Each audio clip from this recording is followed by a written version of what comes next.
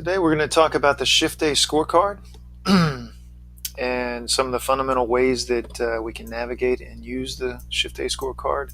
I'm going to use the quick guide to walk through the different pieces and explain what is on the quick guide, click through it, and talk about best practices.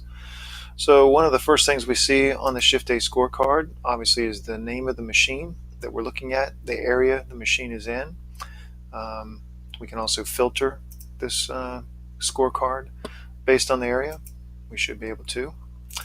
We can also collapse an area by reducing it by drill down. And the first thing we see as we move to the right of the machine name is a list of activities for the last 4 hours. This gives context for the current state of the machine.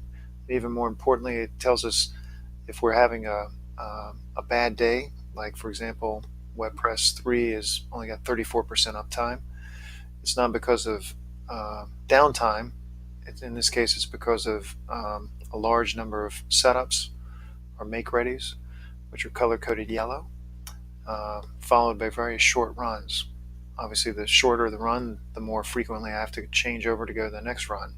So we can see in WebPress 1, these are longer runs.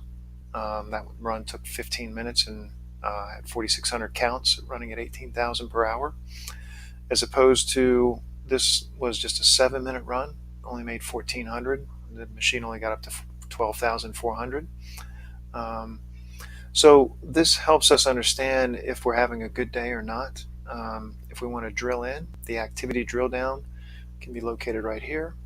If I can click, it brings up all the activities that I see during that 4-hour period, and in this case it's sorted from the longest activity to the shortest.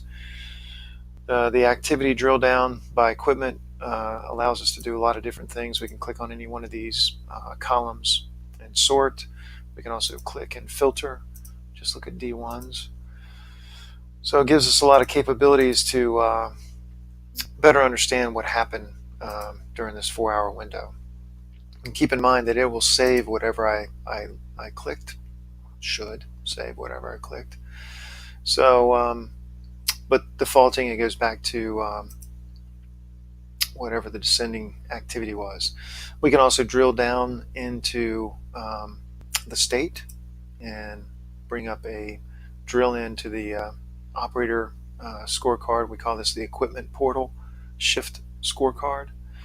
And for WebPress 1, we're able to see a little bit more detail of all these make-readies they're having, what percent they're getting, what kind of throughput they're having based on the total net good they're getting for the amount of non-D2 time. That's this output per hour. So again, we can drill into each one of these things as far as a best practice goes. Less is usually best. In this case, we're explaining how many counts we have, color-coded based on the throughput, expected throughput of the machine that can be configured under the configuration tab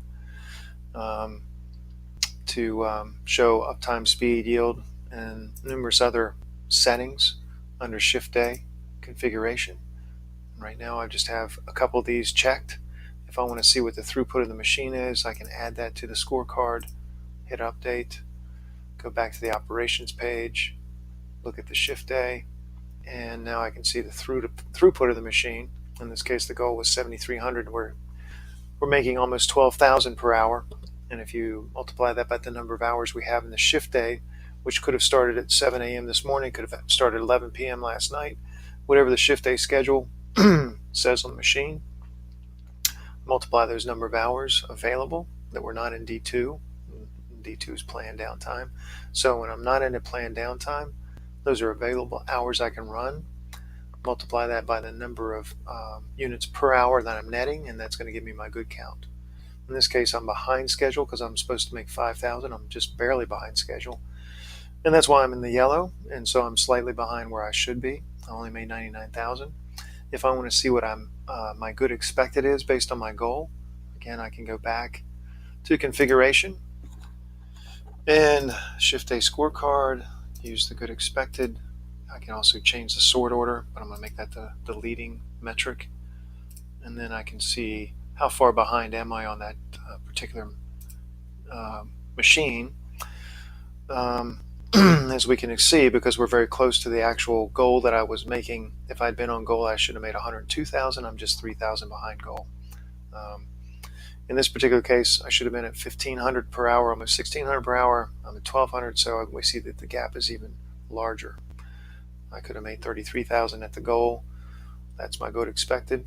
Instead, I've only made 27,000. So this is a little further behind, and that's why comparing good expected to good gives us an idea of just how far ahead. In this case, they're way far ahead of the goal, or how far behind the goal I am based on throughput. And that can be explained by the amount of uptime, speed, and yield that gives me the throughput number.